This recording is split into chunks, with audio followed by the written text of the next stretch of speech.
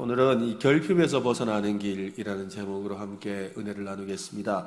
세계 제2차 대전이 한창 중이던 1941년 1월 6일 월요일에 이 프랭클린 루스벨트 미국 대통령이 하원 의회 연단에서 연설을 했습니다. 그 자리에서 유명한 네 가지 자유를 역설했는데요.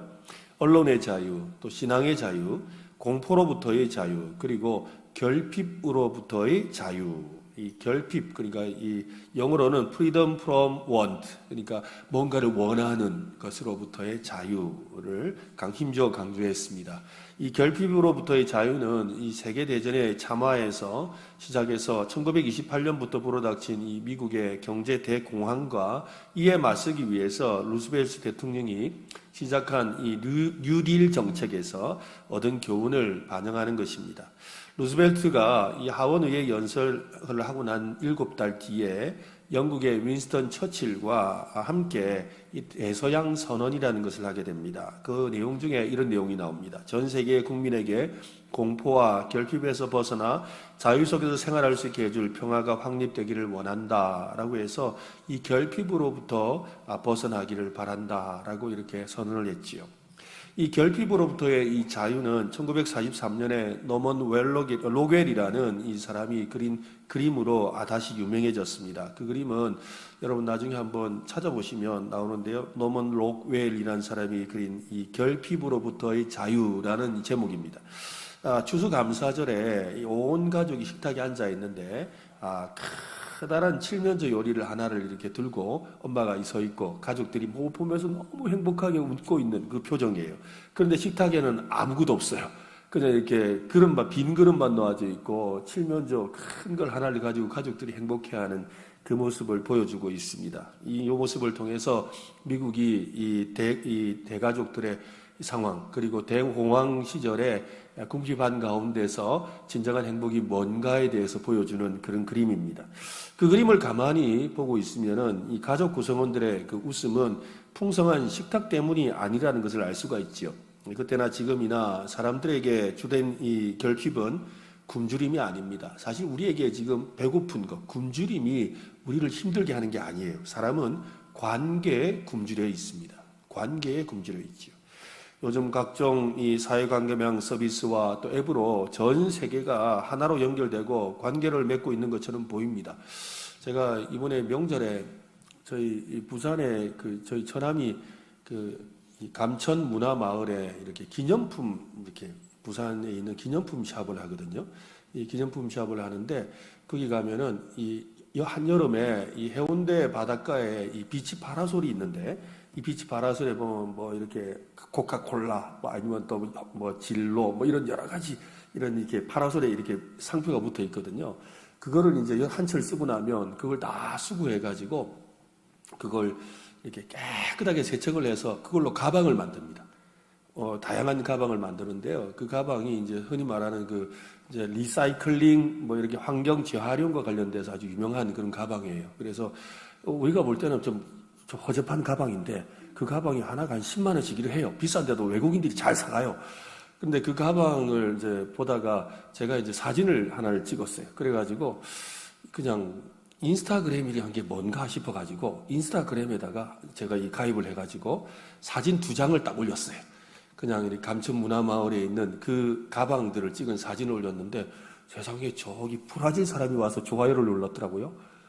한국 사람은 알아도 다르고.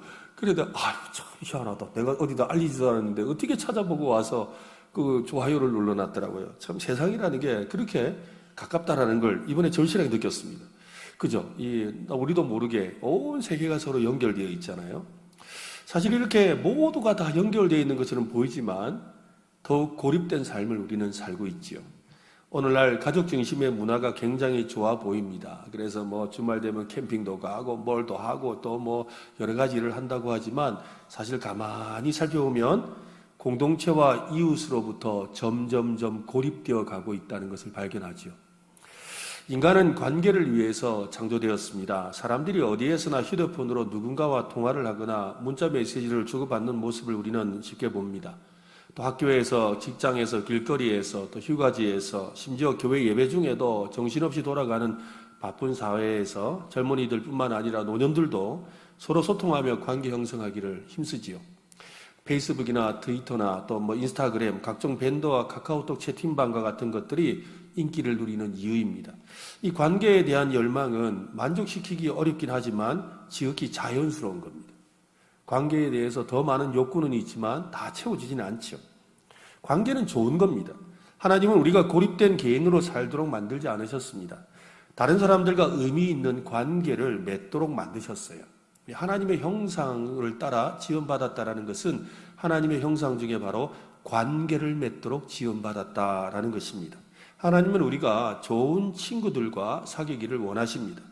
성경은 이 삼위일체, 하나님을 삼위일체라고 표현하잖아요. 그죠? 성부, 성자, 성령 하나님이, 삼위 하나님이 하나라고, 그죠? 서로 연결되어 하나라고 표현하고 있습니다. 최고의 의사소통이 일어나는 곳이지요. 최고의 관계 연합이 있는 곳이 바로 하나님의 세 분의 하나님의 모습이라는 것입니다. 하나님도 관계하신다는 말이지요. 하나님이 이 남자 아담을 창조하시고 나서 에덴 동산에 두셨을 때 아담을 보고 뭐라 하셨습니까? 아담이 혼자 있는 것을 보고, 그죠? 좋지 않게 여기셨다 그러셨어요. 아니, 아담이 혼자 있는 것에 대해서 좋지 않다는 마음을 느낄 수 있다는 건 하나님이 관계가 뭔지를 아신다는 거죠. 하나님이 관계를 아시기 때문에 혼자 있는 것에 대해서 좋지 않게 보셨던 거예요. 그래서 여자를 그곳에 두셔서 관계를 맺게 하신 겁니다. 하나님은 누구보다 관계의 중요성을 잘 알고 계신다는 말이지요. 하나님은 친밀하고 즐거운 관계 속에서 친히 아담과 하와와 함께 또한 거하셨습니다. 다만 그들의 죄 때문에 그 관계가 단절되었다고 성경은 말합니다. 창세기 3장 8절로 9절에 보면 그들이 그날 바람이 불 때에 동산에 거니시는 여호와 하나님의 소리를 듣고 아담과 그의 아내가 여호와 하나님의 낯을 피하였다는 이 표현은 뭐예요? 관계를 하지 않으려고 라는 말이죠. 관계를 하지 않으려고 피하여 동산 나무 사이에 숨었다. 여호와 하나님이 아담을 부르시며 그에게 이르시되 네가 어디 있느냐? 관계를 하러 하나님은 찾으시는데 사람은 관계를 거부하고 있다라는 것이지요. 아담과 하와를 찾아오셔서 네가 어디 있느냐라고 물으신 하나님은 성경 곳곳에서도 그렇게 계속해서 묻고 계십니다. 모세 시대에 하나님은 이스라엘 백성에게 그분을 예배할 처소인 성막이라는 것을 지으라고 하셨지요. 훗날에 하나님은 백성의 그 부정함으로 인해서 성전의 파괴를 허용하셨습니다. 하지만 우리와 그분의 깨진 관계를 회복하기 위해 쓰는 일을 멈추지는 않으셨습니다. 하나님은 우리와 관계를 회복하기 위해서 예수 그리스도를 우리에게 보내주셨죠. 그래서 그를 화목제물이라고 표현하잖아요. 그죠? 우리를 위해서 화목제물이 되셨다. 하나님과 우리 사이를 화목해 하려는 제물이 되셨다라는 표현이죠. 요한복음 1장 14절은 말씀이 육신이 되어 우리 가운데 거하심에라고 했습니다. 이 거하다는 표현이 제가 전에 오후 예배 시간에 성막에 대해서 말씀드리면서 이 성막은 하나님이 거하실 처소라고 했지요. 그래서 이 거하다는 이 표현이 바로 성막에 거하신다는 표현이에요. 그러니까 말씀이 육신이 되어 우리 가운데 장막을 치셨다. 오늘 우리 안에 이 성막으로 우리 안에 오셨다라는 거예요. 하나님의 임재로 오셨다는 거죠. 하나님께서 이스라엘 가운데 성막을 치고 그들과 함께 하신 것처럼 하나님의 아들이신 예수님이 우리 가운데 오셨다라는 말입니다. 우리와 관계를 맺기 위해 세상에 오셨습니다. 그 관계의 핵심은 바로 사랑이지요. 그래서 바울은 이렇게 말합니다. 로마서 5장 8절 말씀 같이 한번 읽어볼까요? 시작. 우리가 아직 죄인 되었을 때에 그리스도께서 우리를 위하여 죽으심으로 하나님께서 우리에 대한 자기의 사랑을 확증하셨느니라. 하나님께서 우리에 대한 자기의 사랑을 누구를 통하여? 예수 그리스도를 통하여 확증하셨다라는 것이지요. 예수님이 이 땅에 오셔서 죽으신 것은 그냥 죽고 인간들의 죄의 문제를 어떻게 해결하려는 그것이 전부가 아니었어요. 죄의 문제를 해결하려는 진짜 이유는 무엇이냐면 우리와 관계하기를 원하시는 거죠. 우리의 죄를 해결해서 그래 너 깨끗하다 그래 알았다 니 그대로 살아라가 아니라 그래 네가 깨끗해야지만 나와 관계 맺을 수 있다라고 말씀하시는 거예요. 네가 죄를 사함 받아야 나와 관계하며 나와 같이 살 수 있다라고 하시는 거지요. 그것을 위해서 우리에게 사랑이 되셔서 우리에게 오신 거지요. 사랑의 관계를 맺으신 것입니다. 세상의 모든 종교에서 발견할 수 없는 기독교만의 독특한 점이 바로 이것입니다. 세상의 종교들은 신과 관계를 맺으려는 인간의 끈질긴 추구와 갈증에 대해서 답을 주지 않습니다. 여러분 가끔씩 우리 영화 같은 데도 보면 그리스 신화에 나오는 여러 신들이 있잖아요. 그 여러 신들을 보세요. 인간에게 관심이 있는 거 아니에요. 인간을 수단으로 생각하죠. 인간과 관계 맺으려고 하지 않습니다. 인간을 도구로 생각하는 거예요. 우리가 또 이 불교라든지 뭐 힌두교라든지 이런 곳에서 신을 생각할 때는 뭐예요? 자기를 위한 도구죠. 관계 맺는 대상으로 생각하지는 않는다는 거예요. 근데 기독교는 관계를 말하고 있습니다. 기독교는 답을 가지고 있지요. 그리스도 안에서 그 답을 발견할 수가 있습니다. 존 스토트는 이렇게 말을 하는데요. 오직 그리스도만이 만족시킬 수 있는 갈증이 있다. 오직 그만이 해소해 줄 수 있는 갈증이 있다. 오직 그만이 채워줄 수 있는 내적인 공허가 있다라고 했습니다. 예수님은 산상설교회에서 이 팔복에 대해서 말씀하셨죠. 여러분, 팔복의 제일 첫 번째가 뭔지 혹시 기억나세요? 제일 첫 번째. 마자로 시작하는데. 심자로 시작하는 심자. 심령이 가난한 자는 복이 있나니. 그죠? 맞아요. 로마서 5장 3절. 심령이 가난한 자는 복이 있나니. 라고 했어요. 여러분, 왜 하필이면 제일 첫 번째 복에 대해서 말씀하시면서 심령이 가난한 자라고 하셨을까요? 왜 심령이 가난한 자를 먼저 말씀하셨을까요? 마음이 가난하다는 말은 마음에 결핍이 있다는 말이잖아요. 마음이 가난하다는 건 마음에 뭔가 부족함이 있다는 말이라는 거예요. 그러니까 심령에 뭔가 부족함이 있는 자는 복이 있다라고 말하고 있죠. 예수님은 심령이 가난한 사람을 위해 오셨다라는 것입니다. 그런 사람들을 찾아다니셨습니다. 어릴 때부터 태어나서 이 맹인이었다가 미행것으로 알려진 사람이 있습니다. 예수님은 그 사람을 만났습니다. 제자들은 그 당시 사람들이 흔히 갖고 있는 편견을 가지고 물었지요. 그 사람을 보고서 물었습니다. 요한복음 9장 2절에 보면 제자들이 물어 이르되 랍비여, 이 사람이 맹인으로 난 것이 누구의 죄로 인함이니까? 자기이니까 그의 부모이니까? 이 사람이 나면서부터 맹인이 된 것은 이 사람이 죄를 지어서 그런 겁니까? 아니면 그 부모가 죄를 지어서 자식이 고통받는 겁니까? 라고 묻지요. 사실 이 질문은 우리도 수시로 하는 질문이잖아요. 그죠? 내가 뭔 잘못을 해가 이런 일이 생기노? 내가 뭘 잘못해가 이런 일이 생기노? 아니면 누가 우리 남편이 잘못했나? 우리 아내가 잘못했나? 우리 부모님이 잘못해가 내가 이런 일을 당하나? 이런 생각을 하는 것은 인류의 모든 사람이 가지는 거예요. 그렇잖아요. 그래서 그걸 남탓하기 참 힘드니까 생각하는 게 불교에서는 뭐예요? 업보. 그렇죠. 전생에 탓할 곳이 없으니까 그렇게 찾는 거거든요. 이게 인류는 누구나 갖는 이야기라는 거죠. 그들은 맹인의 안타까운 상황을 편안하게 생각해 줄 쉬운 신학적인 대답을 예수님께 듣고 싶었습니다. 그들은 그와 같은 운명이 그들이나 그들이 사랑하는 사람에게 닥치지 않을 것이라고 안심시켜주는 그런 말을 듣고 싶었던 거예요. 누가 죄를 범했습니까? 라고 물은 것에 우리가 주목을 해야 됩니다. 장애인으로 사는 것은 죄에 대한 벌이라고 당시 사람들이 생각하지요. 오늘날 우리는 장애에 대해서 과학적인 원인을 알고 있습니다. 그래서 그처럼 묻거나 결론을 내리지는 잘 않습니다만, 이 다이빙 선수였다가 장애를 가진 조니 에릭슨 타다라는 이 사람은요, 자신이 장애를 갖고 나서 이렇게 말을 해요. 사람들은 장애에 대한 근본적인 두려움을 가지고 있다. 그죠? 사람은 누구나 그 두려움을 가지고 있잖아요. 그의 말처럼 사람들은 근본적인 두려움을 가지고 있다는 것입니다. 예수님은 제자들에게 그들의 초점, 즉 그 사람이 맹인된 것에 대한 이 책임을 물을 사람을 찾는 것이 잘못되었다고 말씀하고 있어요. 그들은 누가 죄를 범했느냐라는 잘못된 질문을 하고 있었던 겁니다. 예수님은 이렇게 대답을 하시는데요. 요한복음 9장 3절에 보면 예수께서 대답하시되 이 사람이나 그 부모의 죄로 인한 것이 아니요 그에게서 하나님이 하시는 일을 나타내고자 하심이라.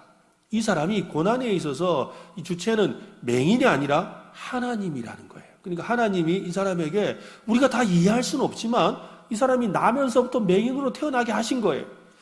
이 말을 자칫 오해하면 그래 네 팔자다 이렇게 되는데 그건 아니에요, 여러분.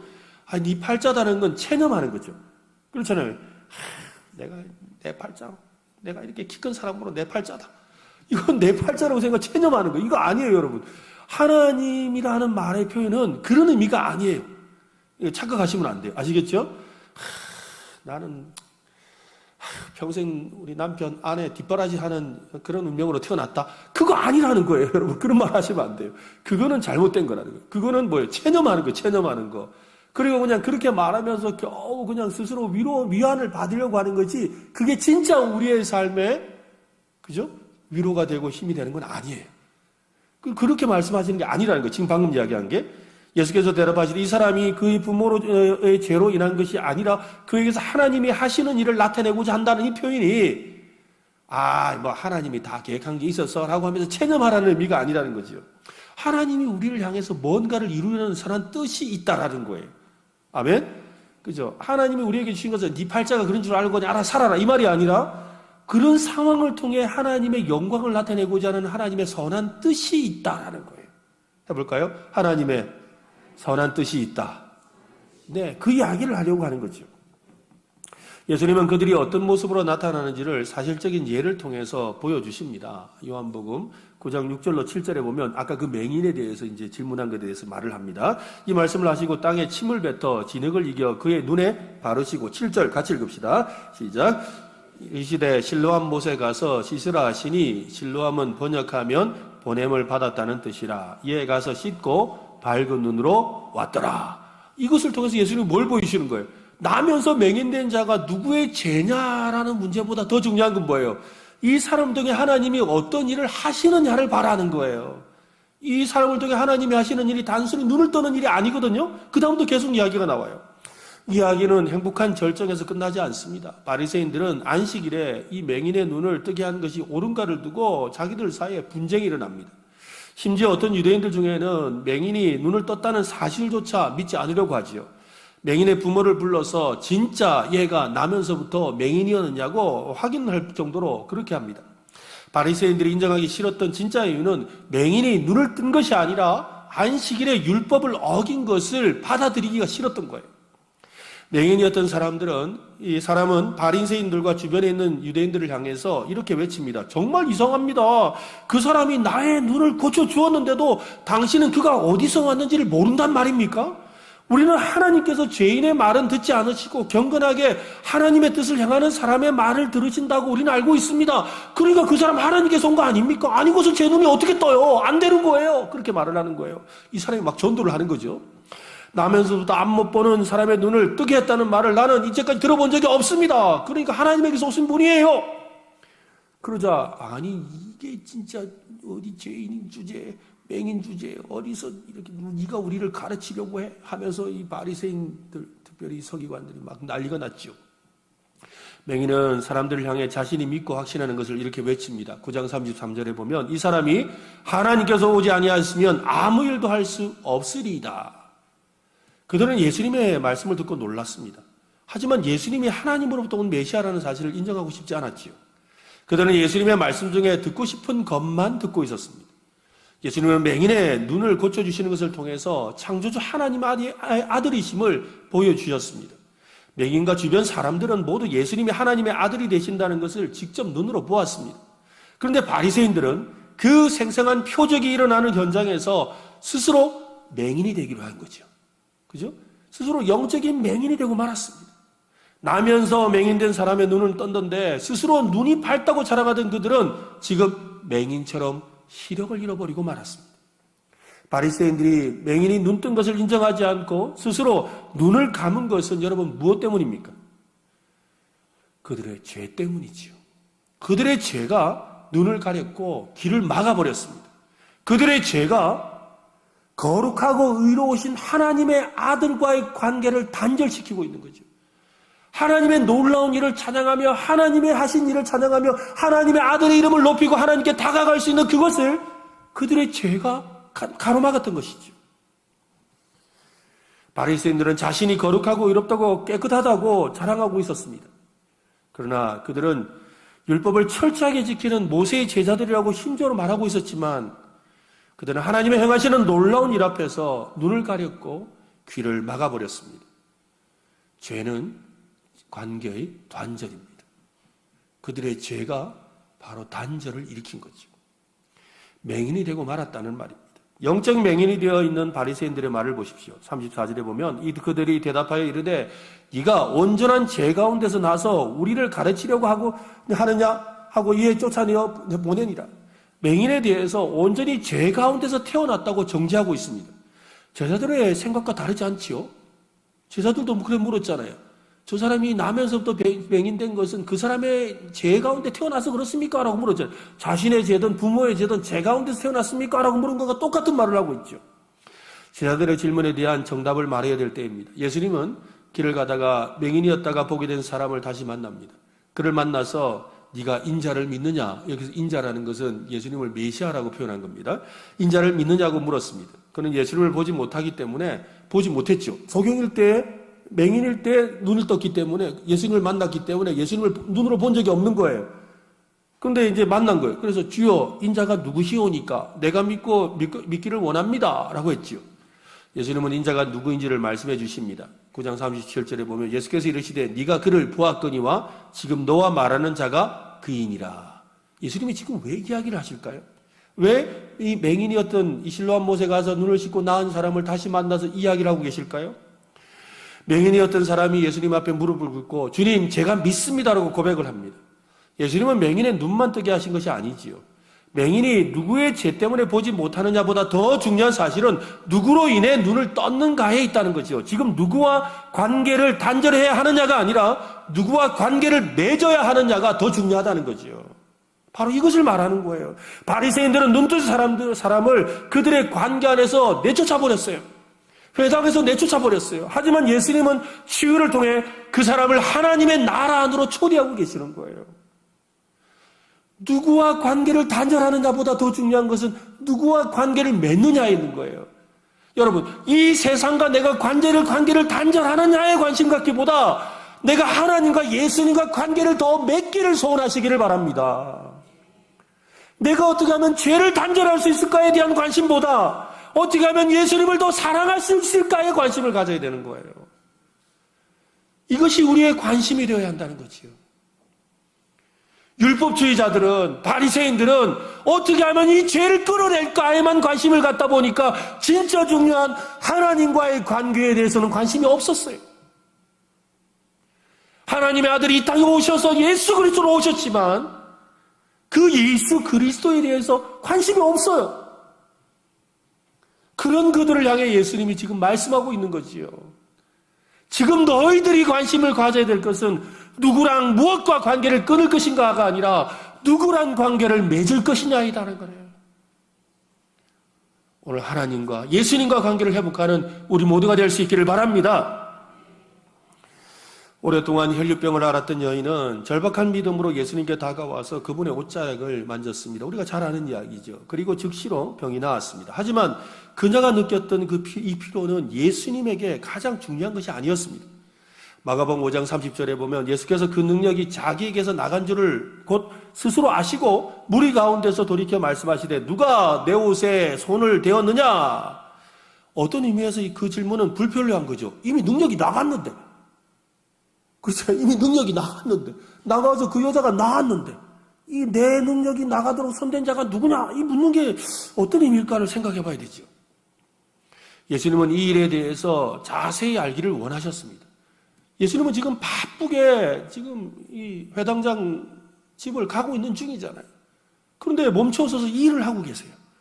예수님은 자신에 대해서 그런 믿음을 행사한 사람이 누구인지를 알기를 원하셨어요. 가혹할 정도로 힘든 사역의 한가운데서 그분은 다른 모든 이들이 못 본 채 했던 한 여인과 지금 시간을 보내려고 하는 거예요. 마가복음 5장 33, 34절에 보면 여자가 자기에게 이루어진 일을 알고 두려워하여 떨며 와서 그 앞에 엎드려 모든 사실을 여쭈니 예수께서 막 이르시되 딸아 네 믿음이 너를 구원하였으니 평안히 가라 내 병에서 놓여 건강할지어다. 예수님이 발걸음을 멈추고 여인에게 질문하신 것은 예수님 나 예수님 손대서 나았다. 야 나 몰래 가가지고 그의 옷자락을 만지기만 해도 나았다. 이렇게 말하면서 야 예수님 대단하다 하면서 그렇게 세상에 나가서 떠든다는 표현이 좀 그런가요? 막 전하는 그런 한 사람을 더하기 위해서가 아니었다는 거예요. 예수님이 여인에게 질문하신 것은 치유보다 더 중요한 관계 안으로 부르고 계시는 거죠. 그냥 나았습니다 하고 가서 막 자랑하면 그거 좋아요. 그런데 예수님과 관계는 없잖아요. 예수님과 관계는 없어요. 그런 여인에게 예수님이 말씀을 하시는 거죠. 뭐 하려고요? 관계를 맺으려고. 인격적인 만남을 가지려고. 하나님 나라의 그 관계 속으로 초대하고 계시는 거죠. 하나님 나라의 가족이 되도록 말입니다. 예수님은 제자들에게 이렇게 말씀하신 적이 있습니다. 마가복음 3장에 보면 대답하시되 누가 내 어머니이며 동생들이냐 하시고 둘러앉은 자들을 보시며 이르시되 내 어머니와 내 동생들을 보라. 또는 형제들 누구든지 하나님의 뜻대로 행하는 자가 내 형제요 자매요 어머니니라. 예수님은 하나님 나라의 가족으로 우리를 만나기를 원하시는 거지요. 새벽녘에 갈릴리 해변에서 자신을 드러내실 때 예수님이 부활하시고 나서 승천하시기 전에 제자들을 갈릴리에서 만나겠다고 하셨죠. 제자들이 예수님을 기다리다가 밤에 낚시하러 갔다가 그저 바닷가에 나가서 고기를 잡다가 한 마리도 못 잡고 있는 그때 새벽에 예수님이 찾아오시잖아요. 낙심하고 있는 제자들을 부르시죠. 얘들아 너희에게 고기가 있느냐? 이번에도 예수님은 질문의 대답을 알고 계십니다. 그분이 찾고 계신 것은 정보가 아니라 관계였죠. 그 말을 하신 이유는 야 고기 잡을 거 줄까? 이거 아니잖아요. 그죠? 어디 너 그래서 뭐 153마리 더 잡게 해줄까? 이거 지금 말하는 게 아니에요. 그분이 찾고 계신 것은 관계였다는 거예요. 검으로 하나님 나라를 열려고 시도했고 그것이 실패하자 밤동안 예수님을 3번이나 부인했던 시몬 베드로를 그곳에서 다시 만나서 관계를 회복하시잖아요. 그 관계 회복을 위해 예수님이 찾아오신 거예요. 예수님은 베드로에게 말씀하시죠. 요한복음 21장 15절 그들이 조만을 먹은 후에 예수께서 시몬 베드로에게 이르시되 요한의 아들 시몬아 네가 이 사람들보다 나를 더 사랑하느냐 하시니 이르되 주님 그러하나이다. 내가 주님을 사랑하는 줄 주님께서 아시나이다. 이르시되 내 어린 양을 먹이라 하시고 저는 이 말씀을 할 때마다 요한의 아들 시몬아 라는 이 말이 참 가슴에 와닿아요. 요한의 아들 시몬아 내가 많은 사람들보다 나를 더 사랑하느냐 주님 내게 물으셨네. 요한의 아들 시몬아. 원래 예수님이 이 시몬에게 주신 이름은 베드로잖아요.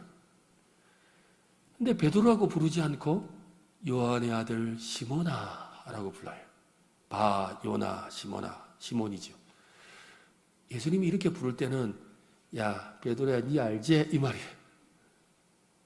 니는 어쩔 수 없는 시몬인 거 알지? 이 말이에요. 예수님이 베드로가 주는 그리스도의 살아계신 하나님의 아들이십니다 라고 고백했을 때는 그래, 네가 베드로다 그러셨어요. 그런데 예수님을 부인한 그 베드로에게는 원래의 이름 요한의 아들 시몬아라고 부르시죠. 이것을 통해서 우리 다시 관계를 맺자꾸나 우리 다시 시작하자꾸나 라고 말씀하시는 거예요.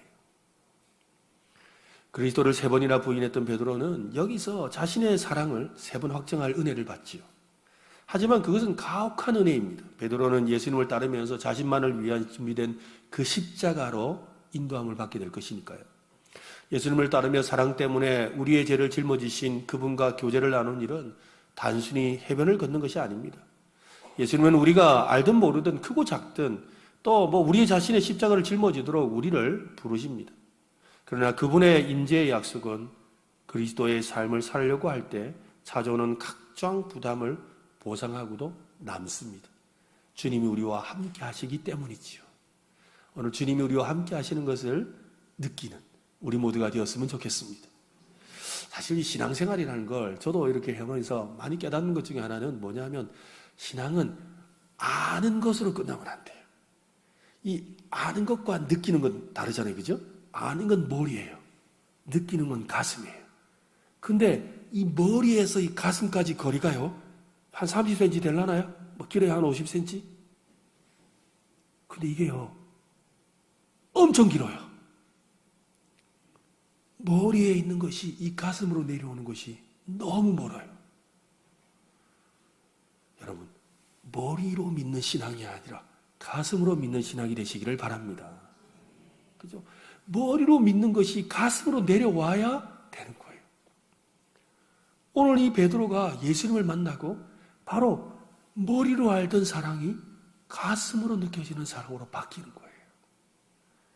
그 가슴으로 느껴지는 사랑으로 바뀔 때 예수님의 길을 걸어가는 것이 힘든 길이 아님을 알지요. 그리고 그 예수님의 길을 걸어가는 것이 예수님과 함께하는 길인 줄을 알게 되는 거예요. 그리고 그 길이 얼마나 행복한 길인지를 느끼게 되는 거죠. 우리는 제자들처럼 예수님을 대면하지 못합니다. 하지만 우리에게는 하나님의 약속에 담긴 성경이 있죠. 여호수아서 1장 5절 말씀을 같이 한번 읽어봅시다. 시작. 내 평생에 너를 능히 대적할 자가 없으리니 내가 모세와 함께 있던 것 같이 너와 함께 있을 것임이니라. 내가 너를 떠나지 아니하며 버리지 아니하리니. 그것은 우리가 지금 또 영원히 의지할 수 있는 관계에 대해서 말하고 있습니다. 하나님은 관계 하나님이시라고 했습니다. 예수님은 내가 아버지 안에 거하고 아버지가 내 안에 거하신 것을 믿으라 라고 하셨거든요. 예수님이 어떻다고요? 내가 하나님 아버지 안에 거하고 하나님이 내 안에 거한다. 그죠? 서로 그냥 하나가 되어 있다는 말이잖아요. 그러고 나서 또 이 말을 하시죠. 그날에는 내가 아버지 안에, 너희가 내 안에, 내가 너희 안에 있는 것을 너희가 알리라. 이 말은 무슨 말이에요? 예수님과 하나님이 서로 이렇게 있는 상태에서 우리가 그 안에 들어간다는 거예요.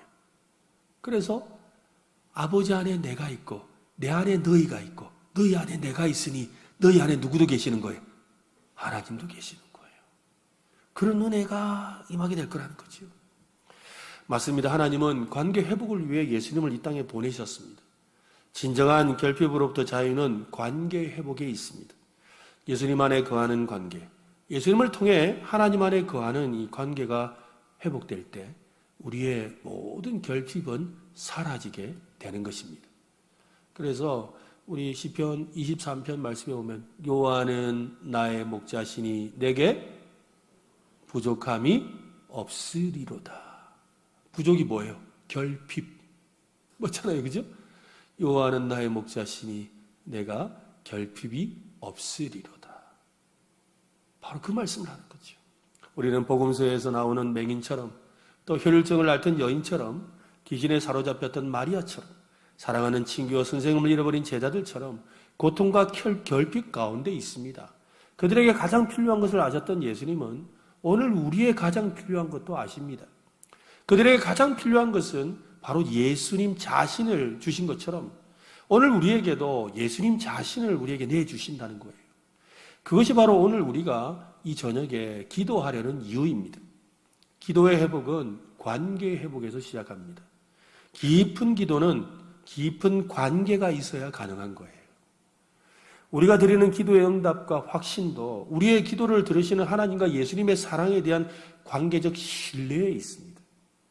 많은 분들이 답답해하죠. 목사님 기도가 잘 안 돼요. 나도 기도를 오래 하고 싶은데 잘 안 돼요. 그러죠. 그 답이 어디에 있습니까? 관계에 있는 거예요. 간구할 제목이 많은 것에 있는 게 아닙니다, 여러분. 간구할 제목, 여러분, 그 하나님이 다 응답 주시면 그때부터 뭐 하실랍니까? 그렇잖아요. 응답 받을 게 별로 없으니까 기도하러 안 온다. 지금 우리 한국 교회가 어떻게 된 거예요? 옛날에 어렵고 힘들고 하니까는 뭐 산에 가서 기도하고 무슨 기도원 가서 기도하고 밤새워서 기도하고 그렇잖아요. 사실은 여러분들 청년 시절에 적어도 한 50대 이상 되신 분들은 청년 시절에 교회에서 밤새 가며 기도했던 그 청년의 그 뜨거움들이 있잖아요.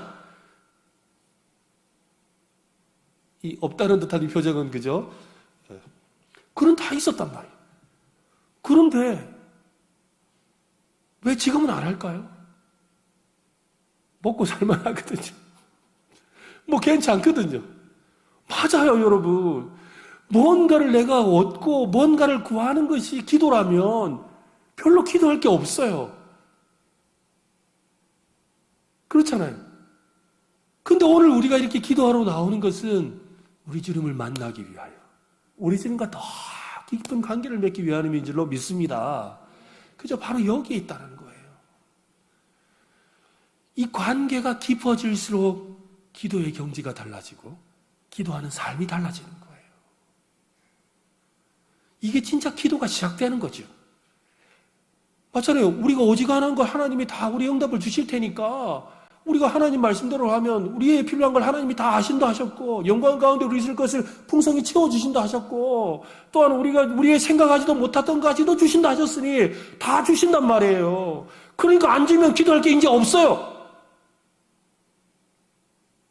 별로 기도할 게 없어요. 그런데 그때가 진짜 기도하는 시간이죠. 왜? 그때부터 진짜 하나님을 만나는 것이니까요. 그때부터 주님의 사랑에 진짜 젖어드는 것이니까요. 오늘 그 은혜를, 그 기도의 역사를 경험하는 우리 모두가 되었으면 좋겠습니다.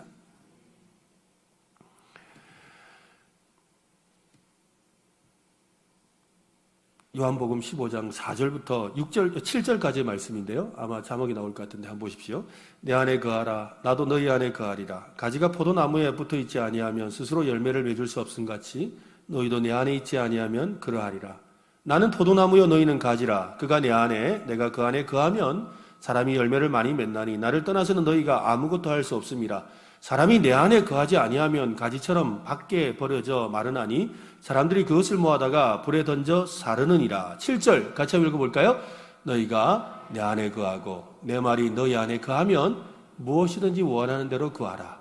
그리하면 이루리라. 여러분, 여기에서 우리가 제일 관심 있는 부분은 뭐냐 하면 무엇이든지 원하는 대로 구하라. 그리하면 이루리라고 했는데 그 앞에 조건이 있었다는 걸 기억해야 돼요. 무엇이었습니까? 한 번 더 보여주실래요? 그 조건이 있었어요. 뭐예요? 뭐라 그랬어요? 너희가 내 안에 거하고 내 말이 너희 안에 거하며. 이 조건이 있었다는 거예요. 그 조건에 대해서 앞에서 말했잖아요. 내 안에 거하라. 너희도 내 안에 거하라. 포도나무가 붙어있는 것처럼, 포도나무에 가지가 붙어있는 것처럼 너희가 나에게 붙어있는 것이 나 안에 거하는 것이다. 나의 말을 지켜야 되는 것이다. 그렇게 말씀하시고 나서 너희가 내 안에 거하고 내 말이 너희 안에 거하면 무엇이든지 원하는 대로 구하라. 뭘 먼저 하라는 거예요? 예수님과 관계하라라는 것이죠. 예수님과의 관계를 회복하라라는 것입니다. 오늘 이 밤에 주님 안에 거하고 주님 안에 머무는 그런 은혜를 경험하는 우리 모두가 될 수 있기를 바랍니다. 이를 통해서 우리 안에서 주시는 하나님의 모든 결핍을 채워주시는, 모든 결핍으로부터 우리를 벗어나게 하시는 하나님의 은혜를 경험하는 우리 모두가 되기를 예수님의 이름으로 축원합니다.